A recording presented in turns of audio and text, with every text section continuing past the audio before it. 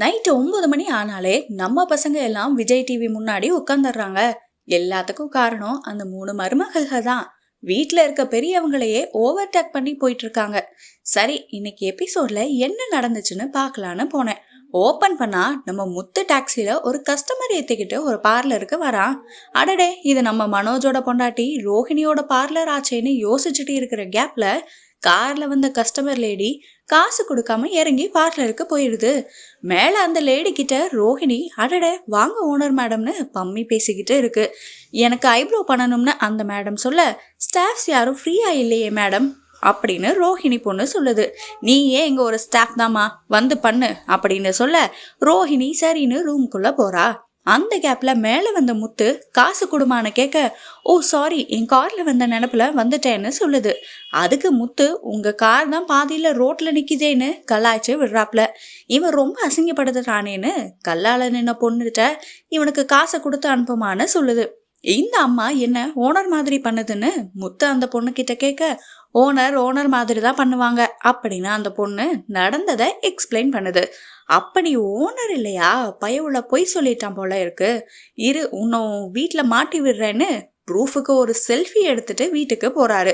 அங்க அவரோட அப்பாட்ட ஓடி போய், அப்பா அப்பா அம்மா எங்கப்பா அப்படின்னு கேட்க, அவ உள்ள இருக்காடான்னு சொல்ல, அதுக்கு முத்து சரி உள்ளேயே இருக்கட்டும் அப்படின்னு சொல்லிட்டு அப்பாவை தனியா கூட்டிட்டு போய் டைமை ஓட்டுறதுக்கு 10 காமெடியா அள்ளி தெளிக்கிறாரு. கடைசியில ஒரு வழியா காதுக்குள்ள நடந்த கதைய சொல்லிடுறாரு.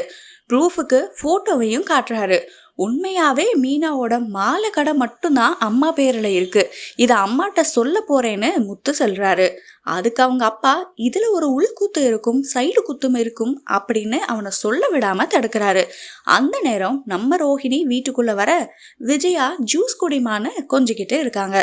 அப்பா உண்மையே சொல்ல வேணான்னு தானே சொன்னாரு, கலாய்க்க வேணான்னு சொல்லலையேன்னு ரோஹிணிய வச்சு செஞ்சு விடுறாரு.